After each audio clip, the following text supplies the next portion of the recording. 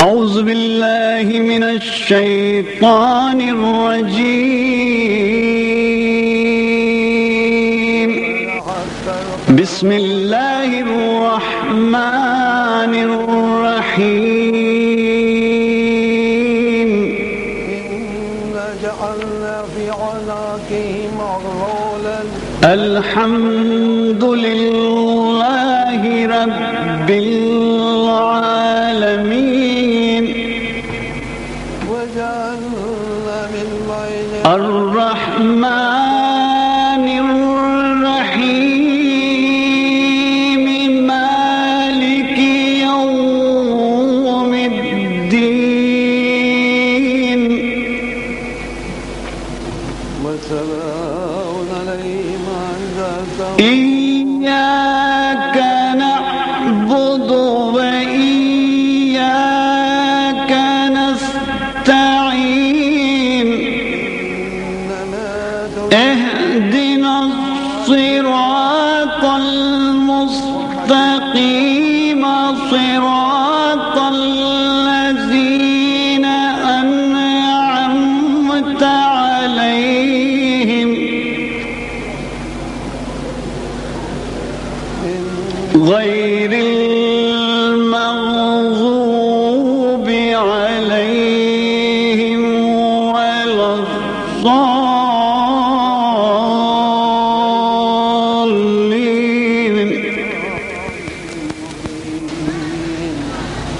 بسم الله الرحمن الرحيم. أصحاب القرية إذ جاء قل أعوذ برب الناس ملك Creator of the universes and their sustainer, the provider of believers and unbelievers, and may his choicest blessings be on the seal of his prophets, the last of his messengers and his holy progeny, and in particular may his incessant blessings flow on that successor of the Prophet, the Lion of Allah, the victor who always was victorious, the brother of the Holy Prophet, the husband of Bibi Fatima alayha salam, the father of Hasanain salawatullahi wa salamuhu alayhim ajma'in. You must have gathered that the subject I have been asked to discuss in these sessions by those inviting me is the biography of Hazrat Amir salawatullahi wa salamu alayhi. Well, it is not a subject that I could ever, and for that matter anybody, can claim to do justice to. It is not a subject that we can discuss in 9 sittings or even more. But I hope that we do what we did last year in respect of the Holy Prophet, and we traverse his life from his birth to his life in Makkah, to his life in Medina, to the days when he was living under the khilafah of other people until he became the Khalif of the Mu'mineen himself. But before I embark on all that, I have a public apology to tender, and that is my delay in arrival in Bombay by a night. I should have been here last night, and my particular apologies are to those of you who have been inconvenienced as a result. My only mitigation is that the case which I accepted to do in Yorkshire was due to finish within 4 weeks. Otherwise, I would not have accepted that brief. But although it started in time, it dragged on. And it became difficult for me to depart on Thursday as I wanted to do, because I had not finished my final speech, and I thought it would be an injustice to the person I was defending to leave him in a lurch and come over. Indeed, the case is not yet over. The judge is summing up on Monday, but it became possible for me to depart, and I took the first opportunity to do so. I hope you, ladies and gentlemen, will forgive me for this. Those who have invited me have not. They have not forgiven me. They insist that I must pay a penalty. I offered to recite one more majlis after the Ashura as a penalty, and they say that will not be enough. They're going to prescribe how many more I should recite to pay for the one I missed. But for the time being, we at least have these 9 nights to commence on our studies. And obviously, the first subject when we discuss Hazrat Amir alayhi salam is his very creation. I do not say his birth, because that is a secondary matter. Birth is a matter for you and I. We get born. But his very creation is a subject of discussion. And indeed, we do so because this is a subject of great importance to the youths of today, because of the circumstances in which we live, the time and age through which we pass. I say this because the friends of the youths at university challenge our youths to say, why is it that we do not follow the mainstream of the majority of the Muslims?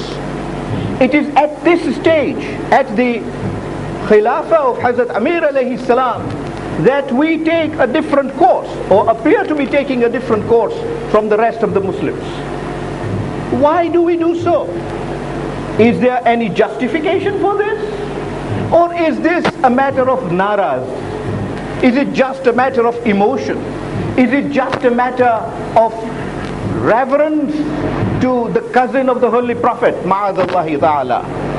What a Muslim there could be, I ask. What a Muslim could there be who would want to see or would want to accuse the Holy Prophet of being guilty of nepotism? I say he does not remain a Muslim if he dares accuse the Holy Prophet, the one with Isma from Allah, as we discussed 2 years ago, the one with Isma from Allah, to accuse him of nepotism. Question our youths are asked by their friends is, are we guilty of perpetuating that? I hope sincerely that in these 9 nights we will approach this subject unemotionally. We will approach this subject objectively, and I hope intellectually, to see who a rational Muslim should follow after the Holy Prophet. Even in that context, therefore, I need to start tonight, because in the very creation of Hazrat Amir alayhi salam, there is not only evidence but proof that he was to be the successor to the Holy Prophet. And I do not propose in these 9 nights to tell the youths that that is our belief. I do not propose to do so. I do not propose to say that that is what our ulama, the Shia ulama, claim or say or have written in their books. You will recall that in 1997, when we discussed the prophets, we discussed their lives only in the light of the Holy Quran and common sense. Just what logic dictated and what the Quran prescribed. This time, inshallah, I hope that we will discuss the question of Hazrat Amir alayhi salam not in the light of what our Shiite ulamas say, and I hope the youth will forgive me for this, for time may not permit us to do everything. So I will not give emphasis to what the Shia ulama say. I will cite you the sources of what the Sunni leading ulamas say. And it is from their sources that we will examine the biography of Hazrat Amir alayhi salam, and let the youth in my community then decide for himself whether his acceptance of Hazrat Amir alayhi salam as the successor to the Holy Prophet is because he is born in a Shiite family, or is what he should rationally and objectively be doing. Well, to start then with the very creation of Hazrat Amir alayhi salam.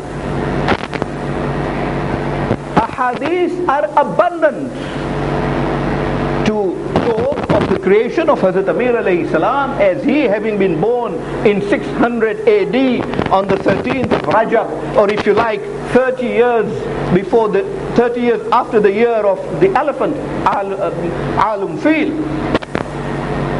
To say that is being unrealistic, is being totally unrealistic. And I say so not because we Shiites say so, no. I say so because the Holy Prophet says so. Abundant in all books, be they Sunni books or be they Shia books, is the hadith or a number of hadiths of the Holy Prophet to the effect that Ana wa Aliyun min Nurin Wahid. I and Ali come from the same creation, from the same light, from the same Nur from which Allah created us. Now, you can see therefore that the creation of Hazrat Amir alayhi salam does not commence with his bodily creation. It commenced years ago. In fact, I hope tonight to cite you a hadith which says that he was created 14,000 years before Adam. Are we talking mythology?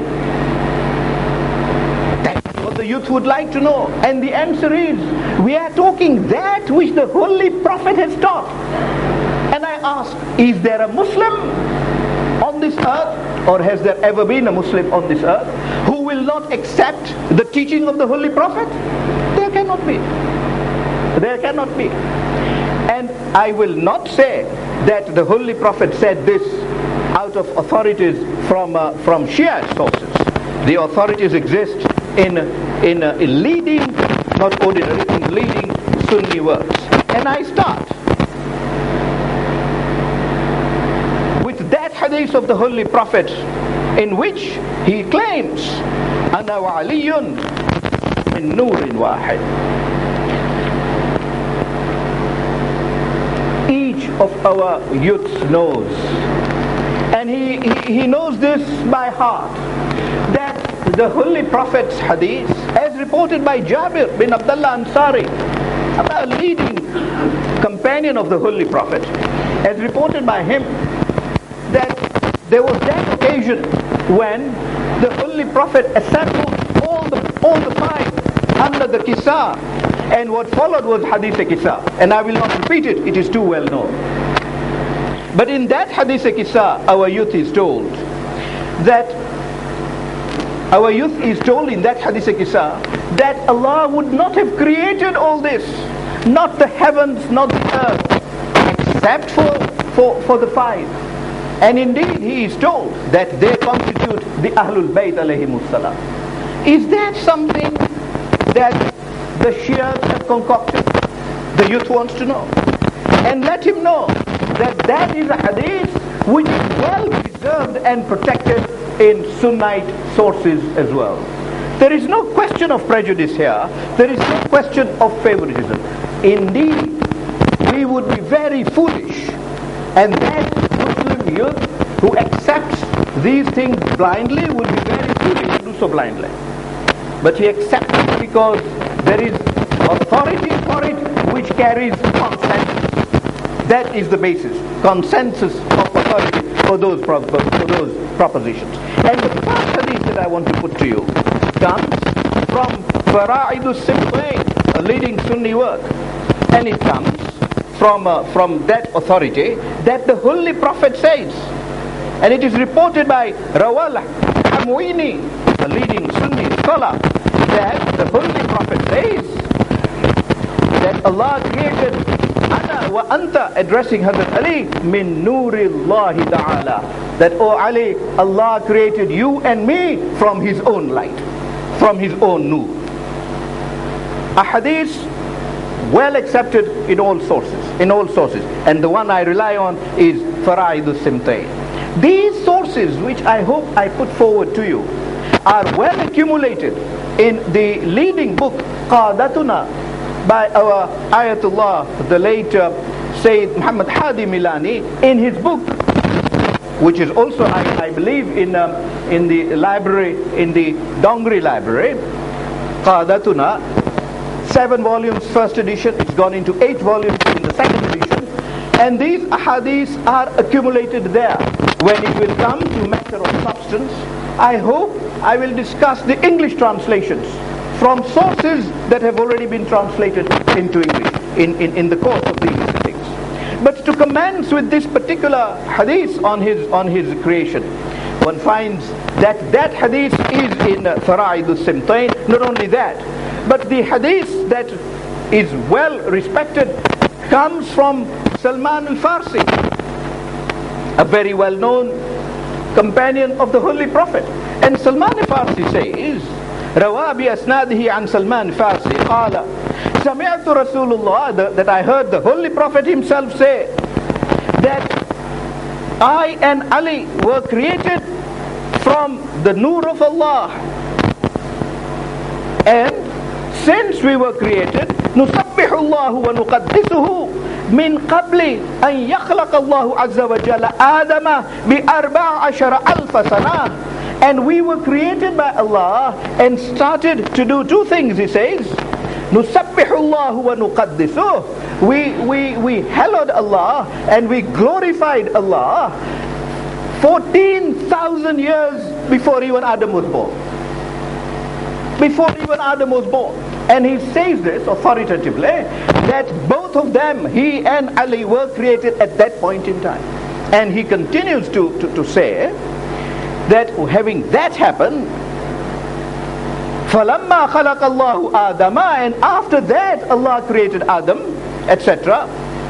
And he transferred our nur from womb after womb until a stage was reached when I was physically born through my mother Amina, and Ali was born through his mother Fatima binti Asad.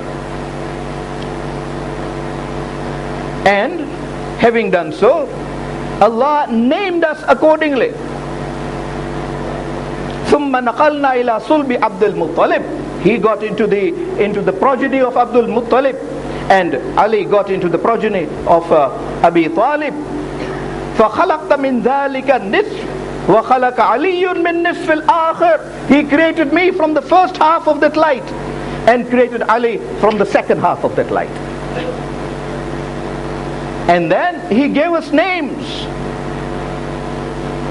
Allah, he says, is Mahmud, and hence he named me Muhammad. We get this from a Sunni source. The source is the same that I mentioned first, Fara'id al-Simtain. And then he says, Wallahu al-A'la wa akhi Ali, and Allah is great, and he named my brother Ali. Wallahu al-Fatir, Allah is the creator, wa ibnati Fatima, and my daughter is Fatima. Wallahu Muhsin, and Allah is charitable, wa ibna'il Hasani wal Hussein, wa kana ismi fi risala wa nubuwa, and my name was from prophethood and messengerhood. Wa kana ismuhu fil khilafa, and then his name, that is Ali's name, relates to khilafa, that is the succession to the Holy Prophet.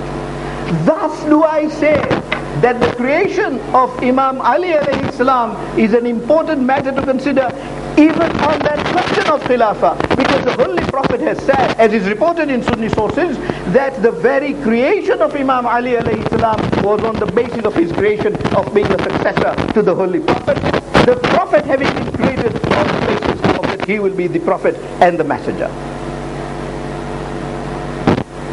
وكان اسمي في رسالة والنبوة وكان اسمه في الخلافة والشجاعة وأنا رسول الله وعلي ولي الله صلوات الله وسلامه عليه.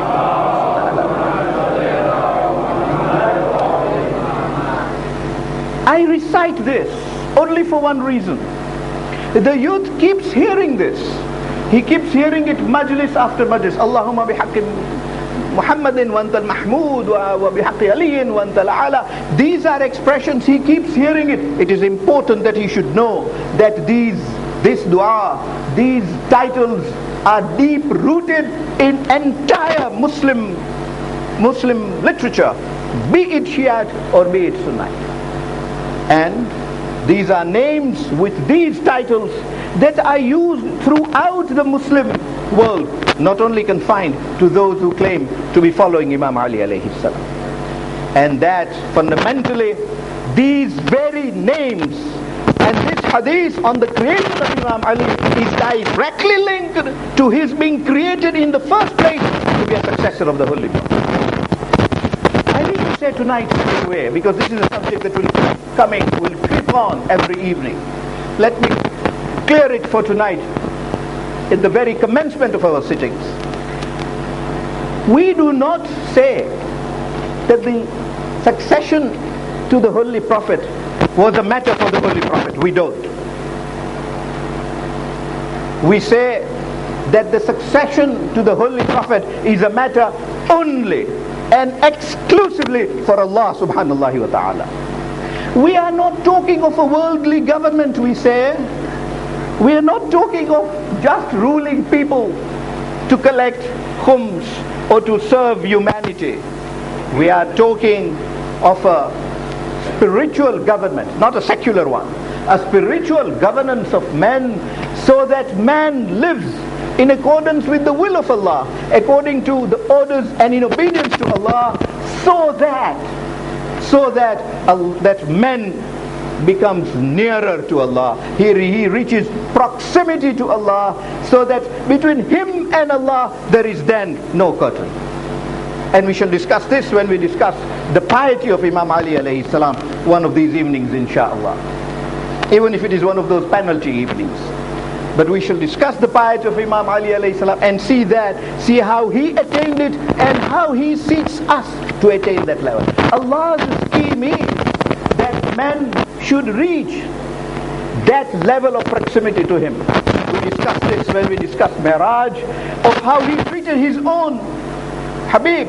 Dana fatadalla fakana qaba qawsayn aw adna. He drew his prophet, his Habib, so close to him that the distance between divinity and that of the Holy Prophet was only that of two bows or even nearer. Aw adna qaba qawsayn aw adna. That is the scheme of Allah for humanity, because man was not created in vain.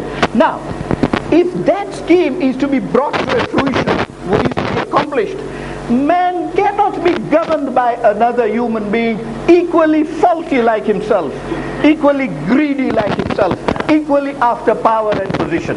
He can only best be served by one who Allah knows is a friend of Allah and Allah is a friend of his. And you know what I'm talking about when I say this. Maybe in 4-5 nights we will discuss that aspect of the quality of Imam Ali in greater detail. One who is a friend of Allah, and that is not enough, but Allah is a friend of his too. I come to Bombay in the pious hope that Allah accepts this effort. Do I know that He does? Can I be sure that that effort is accepted? But with Imam Ali alayhi salam, that level was reached when not only does he pray that Allah should accept, Allah turns round and says, yes, not only do you love me, I love you too. Not only I, but my Prophet also loves you. يُحِبُّ اللَّهَ وَرَسُولَهُ وَيُحِبُّ اللَّهَ وَرَسُولَهُ. A level we will discuss in just a few nights to come. That is what we say is the scheme of Allah. It is not establishing a secular government in which one man will rule over another as the Caesar rules or as the Kaiser ruled. That is not the scheme of Allah. It couldn't have been. And in saying this, it is not our philosophy. We are not proclaiming our thought. It is not our school of thought or our viewpoint. No. We are saying only what Quran says. Because in Quran Allah says, Allahu a'lamu haythu yaj'ala risalatah. Only Allah knows where to place His prophethood, where to place His messengerhood, where to place that responsibility of conveying the message and the system of Allah to humanity. Only Allah knows. And we say therefore that if the Holy Prophet had said that Allah told him that Abu Bakr is his successor, we would have followed him. the Holy Prophet has said that Allah has decided that Ali should be the successor of the Holy Prophet, we say Ali is the successor. That is the alpha and omega of the entire situation. That is our viewpoint. We follow Allah and we follow His Holy Prophet and nobody else. And I hope, having set out this bold claim before you, in each of these nights we will see how that is true, inshallah, to its perfection. That logic is true to its perfection, not a midway house, not a place where we compromise with logic or with convenience. So you can see this hadith that I just set out, you know too well that the hadith we follow is even stronger than this. The one that we follow from Jabir is even stronger than the hadith that is cited from Salman in this particular hadith. But you can see that what is in this hadith is enough, that the concept of creation of the Holy Prophet was assigned to his prophethood and directed towards it. That of Imam Ali was directed to the Khilafah after him. And we will consider those other hadith of the Holy Prophet, Anta minni bimanzilati Haruna min Musa, for example, on the question of how the Holy Prophet told him that he was going to be successful. At the moment we are at the initial stage of his creation, and to prove that his very creation was on that basis. And you have authorities not from one Sunnite source, sources after source. Maghazali says that, exactly that. And Maghazali says that in his Manaqib Ali ibn Abi Talib at page 88. And he quotes it as hadith number 130. Likewise, you find that Hamawaini reports that bi asnadihi an Abu Huraira. You might wonder why I take your time. I've already set out one source to tell you another source. This leading Sunni source obtains this hadith from Abu Huraira, the one considered most authentic by the Sunnite source. And Abu Huraira is reported to have said that he heard the Holy Prophet.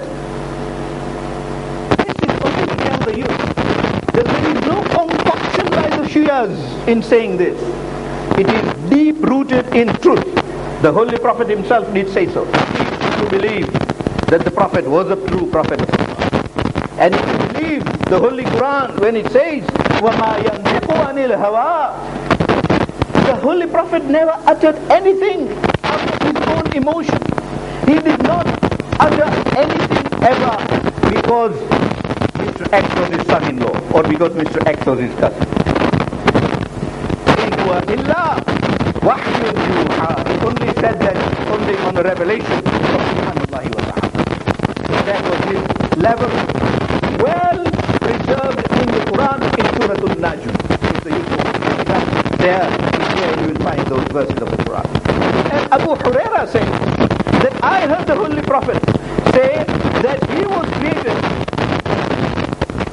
لما خلق الله تعالى آدم أبا بشر, when Allah created Adam, the father of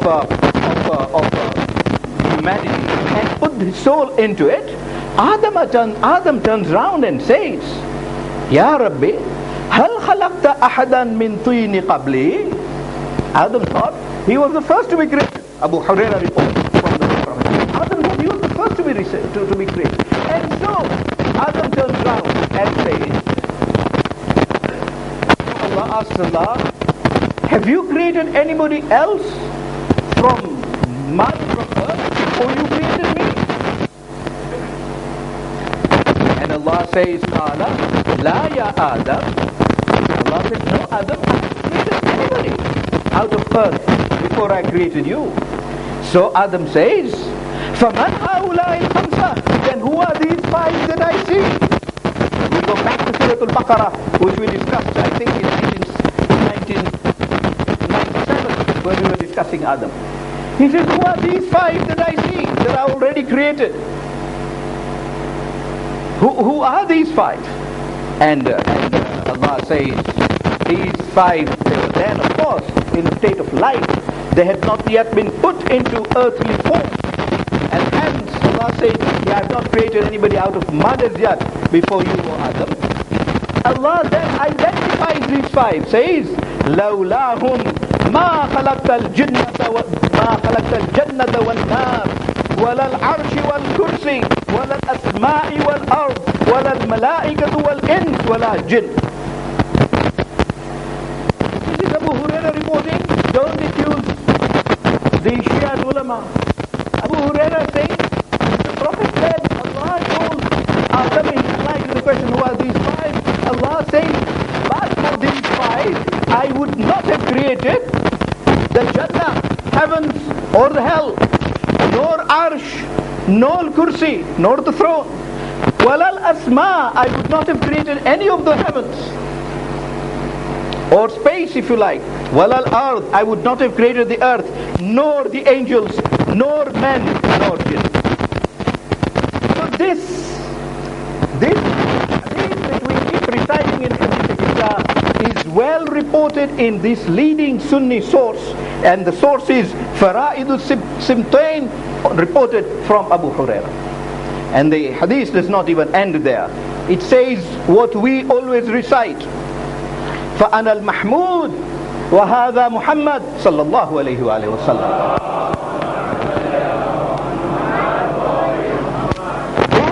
That epithet that we use in our du'as, you can see reported by Abu Hurairah, and proceeds to say, وَأَنَا الْأَعْلَى وَهَذَا عَلِي وَأَنَا الْفَاطِرُ وَهَذَا الْفَاطِمَةُ وَأَنَا الْإِحْسَانُ وَهَذَا الْحَسَنُ وَأَنَا الْمُحْسِنُ وَهَذَا الْحُسَيْنُ.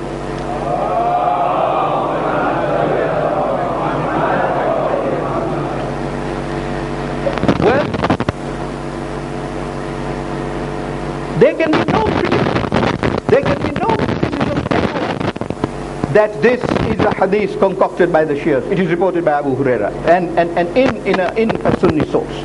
And then that very hadith proceeds, and I will not take your time, to say that Allah then, having created him, transferred the nur, the light, into various wombs until they were born, and ends the hadith and says, يا آدم هؤلاء صفوتي من خلقي. فقال النبي صلى الله عليه وآله نحن سفينة النجاة. Abu Hurairah says this, by the way. He says, the Holy Prophet said, we are the ark that leads to salvation. نحن سفينة النجاة. Man ta'allaka biha naja. Those who become united with us on this ark receive salvation.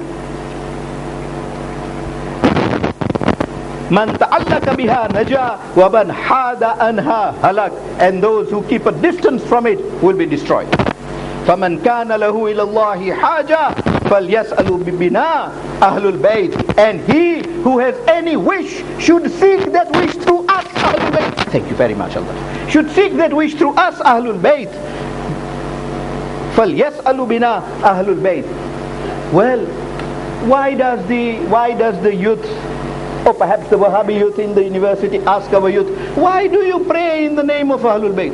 We do so because Abu Hurairah has reported a hadith which the Sunnite sources write and declare to be a valid hadith, in which the Holy Prophet has asked us to do so.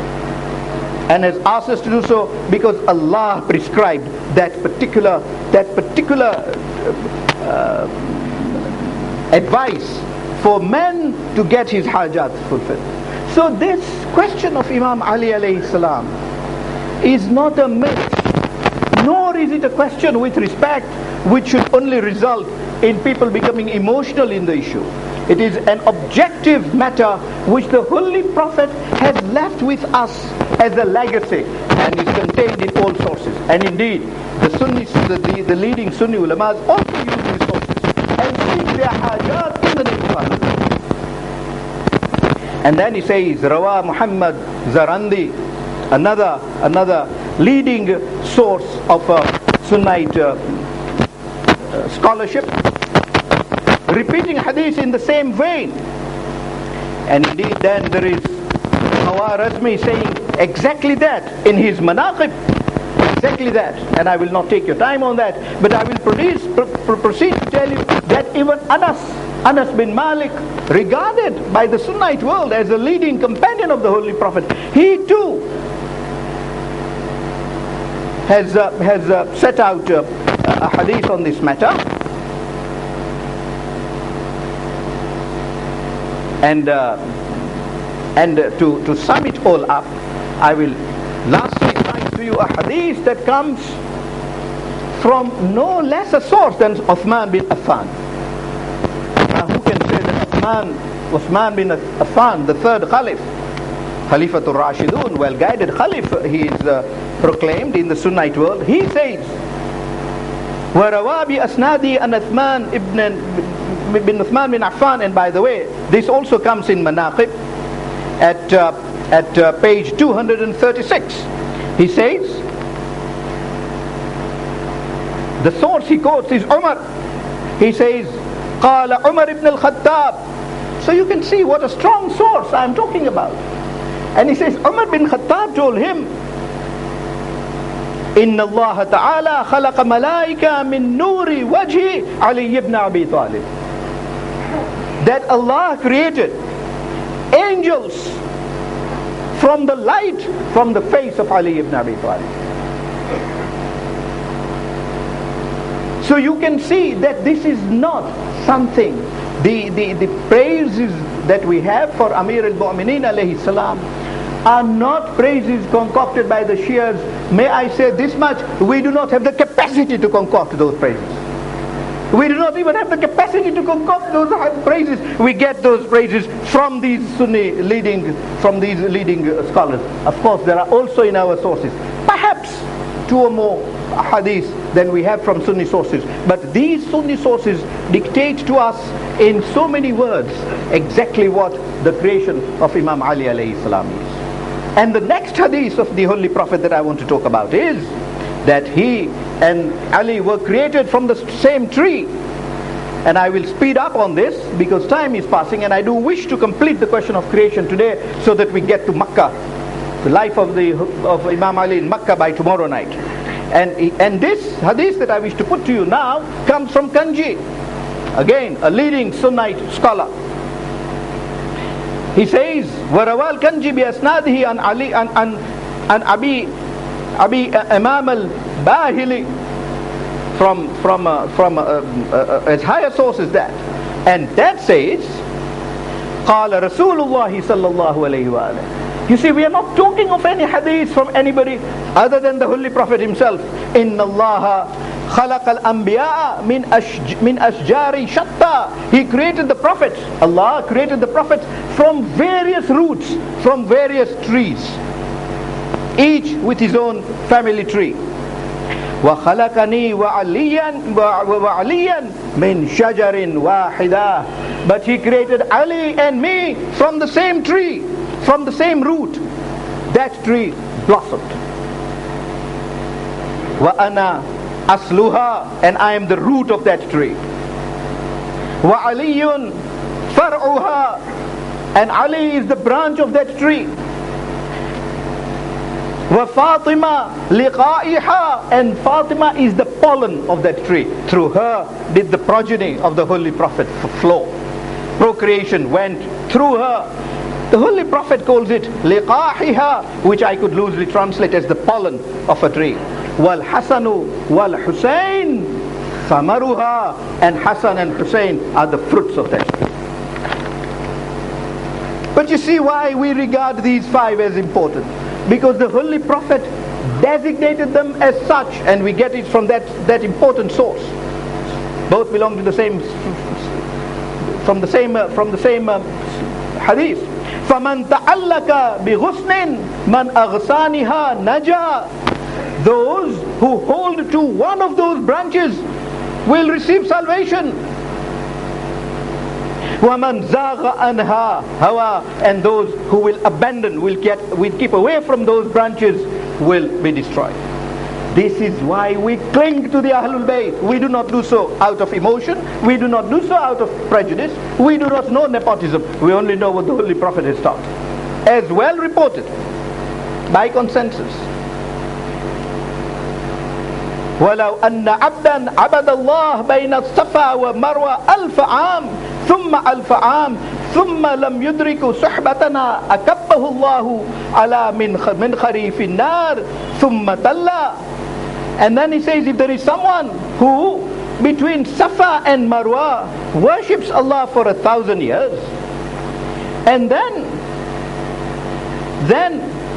ثُمَّ لَمْ يُدْرِكَ صُحْبَتَنَا, and then he does not accept our authority, our companionship, our wilayah, Allah will throw him through his nose into Jahannam.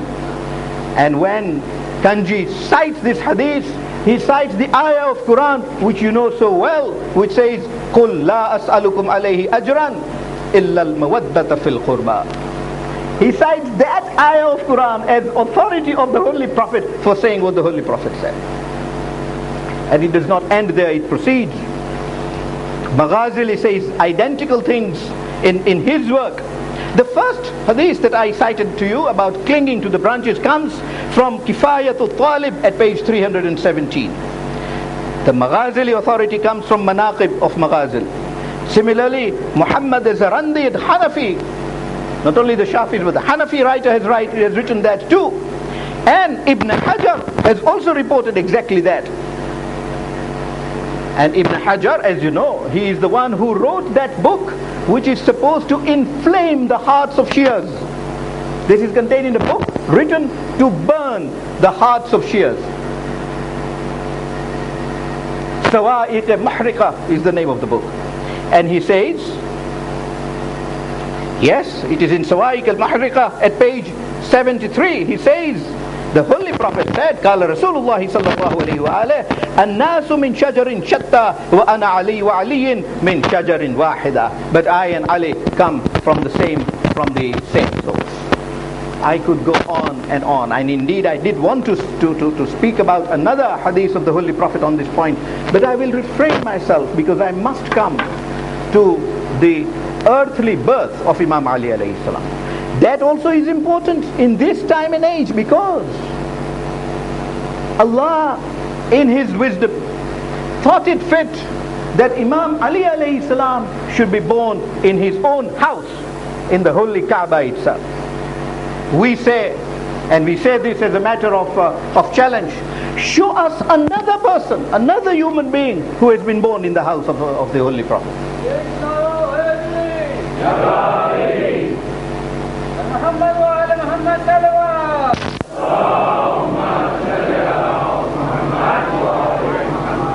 But today, the youth in the universities is being told, our youth in the universities is being told, that did not happen. Why is being told that? I do not understand. Why do people want to demean Imam Ali alayhi salam? I do not understand. But they do for their own source, for their own reason. And I do not want to interfere with them. Everybody in today's world is free to think as he likes. What I am keen to do in these sittings is to tell our youth of this community, that what we say is not only true, but is well documented in all authentic works. By all I mean both Shia and Sunni. Of course, each book does not contain this, but it is contained in authentic works in both branches of the faith. And they are told, oh, everybody went to the Kaaba to pray. All the ladies in Makkah who were pregnant went to the Kaaba to pray. We say, yes, they did. But show us another one for whom the wall of the Kaaba went asunder. It broke open. And show us that woman who, when the wall broke open, entered the Kaaba. Would she have entered on her own? Would she have dared to do so when a wall is collapsing in that way? And then the wall would reunite so that there is no sign of it ever having broken. And then after 3 days, on the 4th day, the wall would re-break at the same spot with the same crack and the same crevices. And there this lady, not a man of austerity and courage, but this lady emerges with a little child in her hand. And the moment she emerges, the wall reunites, so that till today we can't say exactly where it was that it cracked. We say, show us another example. Why is that important? It is important because Allah is telling us, we say, that in the birth of this person, there is something which Allah wants to convey. There is a message in respect of his birth which Allah wants to convey. And if there is a prophet who will bring the word of Allah, then this person born in this way will be the person who will carry that message truthfully to the people. So follow him. And this question of Imam Ali alayhi salam having been born in Kaaba is not found only in the Islamic sources. I hope tonight, before we finish, I'll put forward to you the hadith that is generally accepted as authentic by all factions of Islam. But before that, just one or two hadiths reported in Sunni books, in authentic Sunni sources, in respect of this matter. And this is on the subject of Ali being Walidul Kaaba, being the baby born in the Kaaba. And we get it from Kanji al-Shafi'i, leading Shafi scholar al-Kanji, and he says, and he quotes it from his various sources which come up to Jabir ibn Abdullah, and he says, Jabir asked the Holy Prophet about the birth of Imam Ali, and the Holy Prophet says, فَقَالَ لَقَدْ سَأَلْتَنِي عَنْ خَيْرِ مَوْلُودٍ.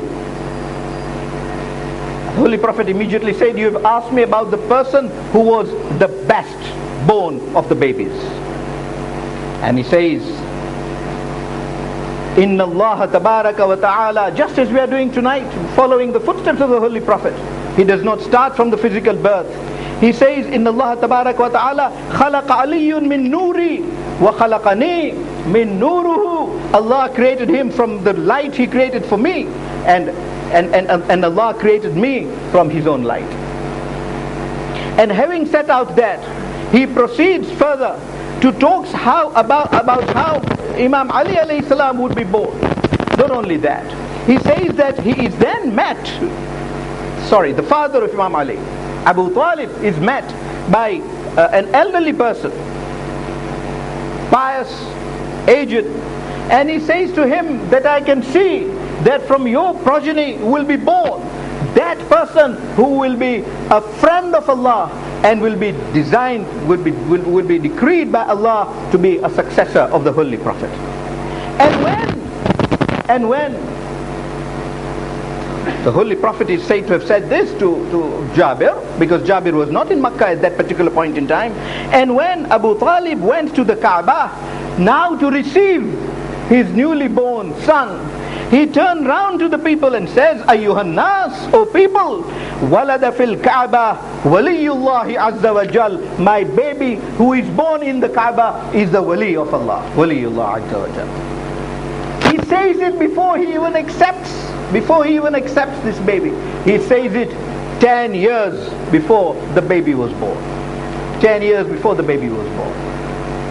Whilst on this context, can I just interject and say this, that when Fatima binti Asad ultimately passed away, left this world, Fatima binti Asad, the mother of Imam Ali alayhi salam, was one of the first to believe in the Holy Prophet. Would she not be, after what she went through? One of the first to believe in the Holy Prophet. And when she died, the Holy Prophet removed his shirt and provided his shirt to be the shroud of Fatima binti Asad, to be the kafan of Fatima binti Asad. And having shrouded her, he himself put her descended into the grave, and he himself laid her body in the grave so that the crushing of the grave does not affect this lady. Having done that, the Holy Prophet then recited talqeen.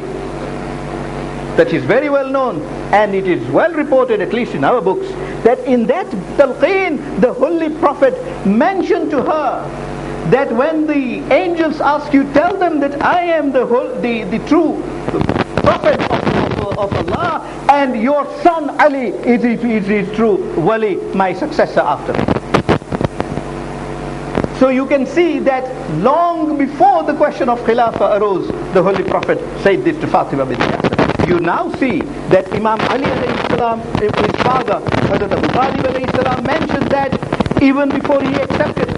And indeed it is reported from the fourth Imam alayhi salam, how once he was in Kaaba, and this is reported in Manaqib, it is reported by Al-Hafiz Ibn Maghazili, leading Sunni scholar, that when the fourth Imam went round in the haram of the Holy Prophet, he saw a lady. He holds her hand and says, "Oh lady, do you have any message for me? Is there anything you want to convey to me?"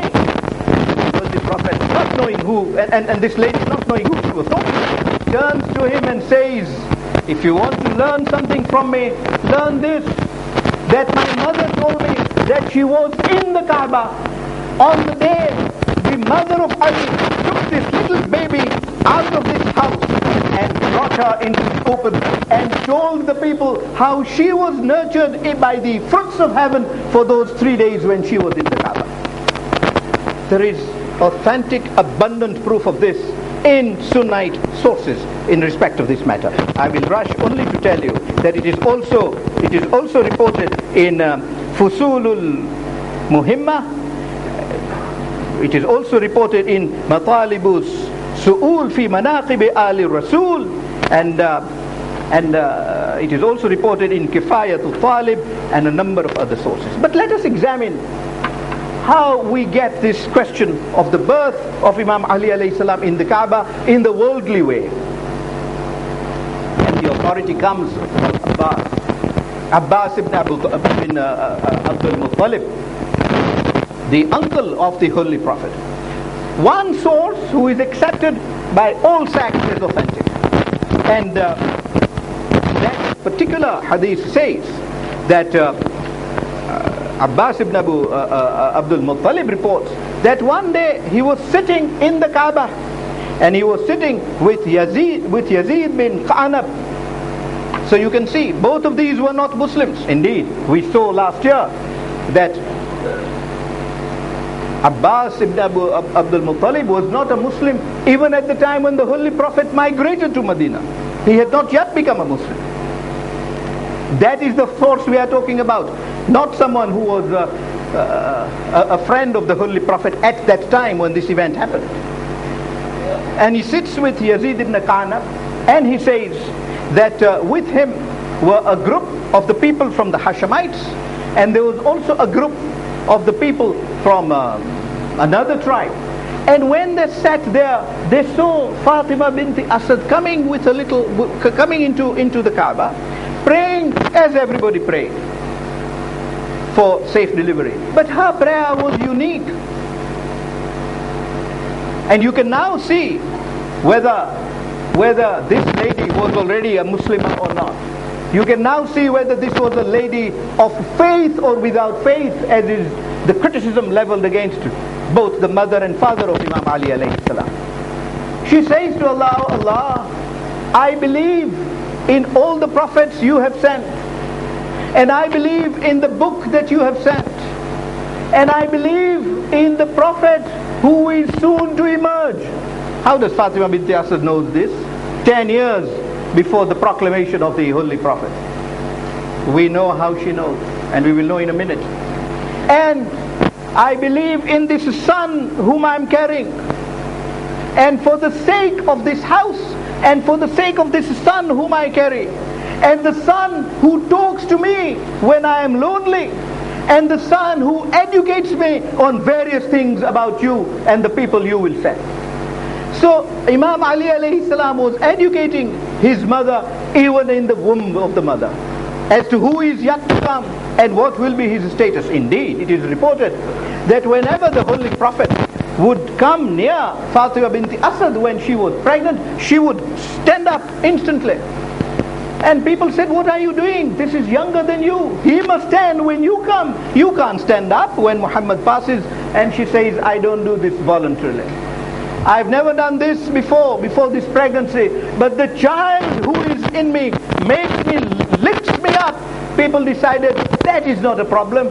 Two heavy bodies, people were brought on one occasion.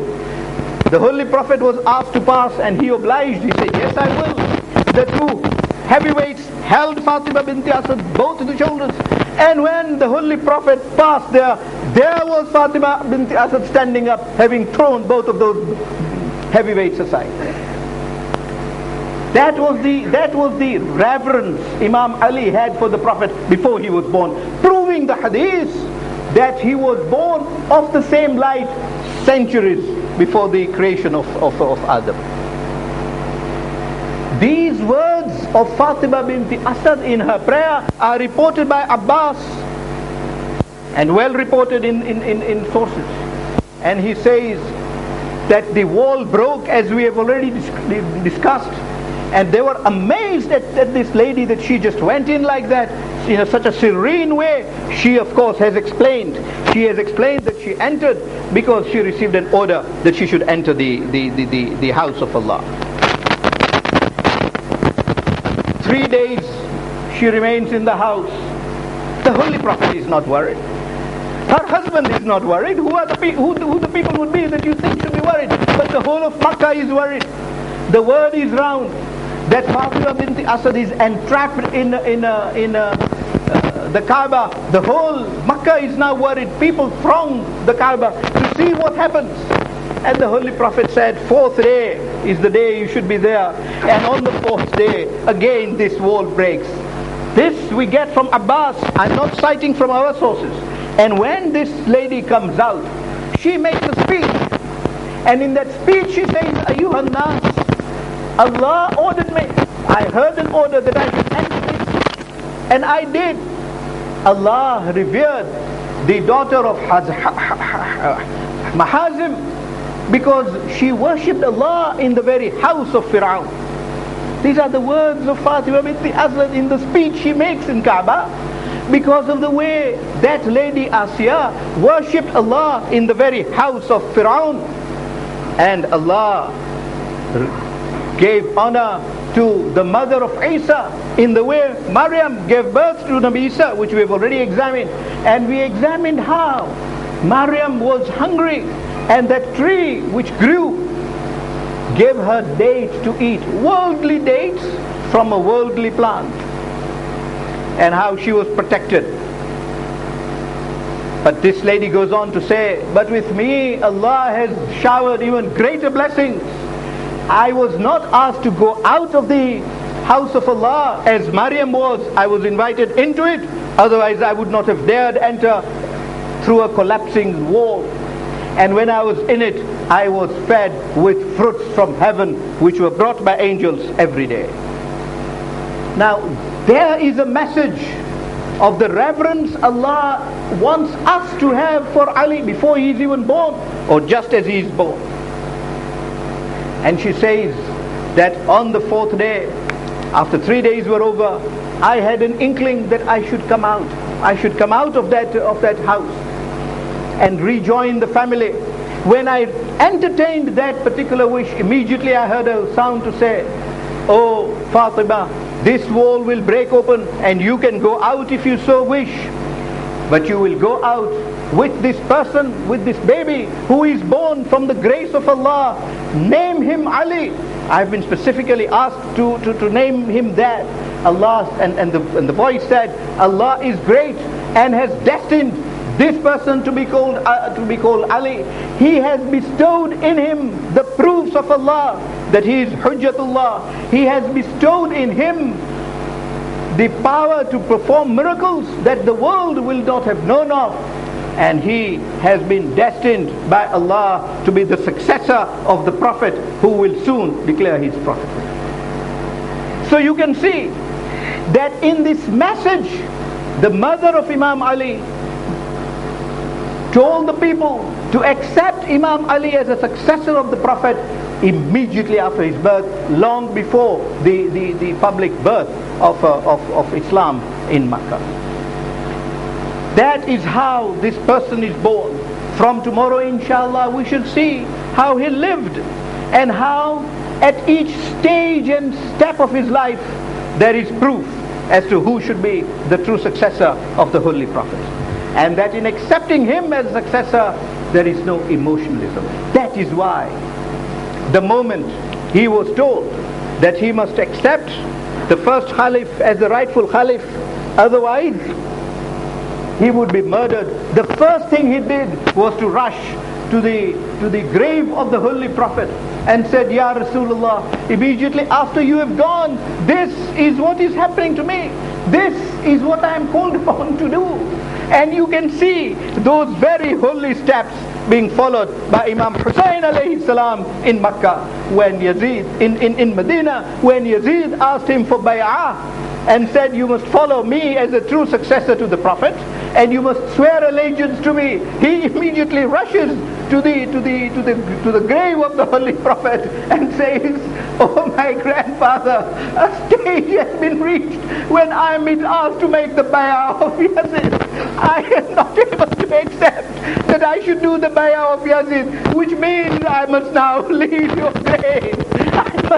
This grave to which I have remained a neighbor, to which I have come and stayed salutation to you day in, day out. Now the stage is reached when I should depart from it. And oh my grandfather, my salutation will be to you from a distance. And from that particular grave, Imam Hussein alayhi salam moves to the grave of his mother in Baqi and says, oh mother, a stage has now come as my grandfather predicted, when I have to leave your grave and go. Oh mother, there has not been a time more difficult for me than to leave your dear grave when you have been so affectionate to me. What wonder that then the reply came from the grave that, oh Hussein, you might be leaving my grave, I am still not leaving you. You are still that Hussein for whom I would work and labor to see that you are in peace. Hussein, I will be with you all the way. And indeed, Hussein finds his mother on the way to Karbala, as we have discussed. Imam Hussein finds his mother on the very night of Ashura in Karbala. On that night, Naufal says, I find Imam Hussein alayhi salam moving towards the field in Karbala. I thought, how can Hussein be left alone? Some enemy might injure him. So I went behind him stealthily. But the time came when Hussein saw me. I saw that every time he would stop at a place, he would take the soul, the earth, and kiss that earth. He would pray to Allah and then move to another side. Suddenly he heard someone be at the steps of someone. He turns around and says, who is that? Naufal says, Ya Rasulullah, it is only me. He says, it's only me, Abdullah. I am afraid to leave you alone, so I am following you. But what are you doing? And Imam Hussein says, oh Naufal, at each of these places that I stop, tomorrow one of my companions will fall. They will fall here out of love for me in my service. I today already come here and show my blessing for this place and pray to Allah that he should receive salvation. Naufal says, Ya Rasulullah, show me where I will fall. And Imam says, Naufal, come, I'll show you. Shows him the place where he will fall. Naufal says, oh Allah, that I should fall now. Hussein says, don't pray for that now. Suddenly Naufal says, I see a lady in her bed. And she is crying. I turn to the Imam and say, Ya Rasulullah, who is this lady who is crying and weeping like this? And Imam Hussein says, Naufal, this is my mother Fatima. When I left Medina, she told me she would come with me. Today she is here. She is already wailing for me. I am going on the sites where my companions will fall. Naufal, my mother is already at the site where I will fall. She is already collecting the pebbles from there so that they don't pinch me when لعنة الله على القوم الظالمين وسيعلم الذين ظلموا أي منقلب ينقلبون. رحم الله من يقرأ الفاتحة.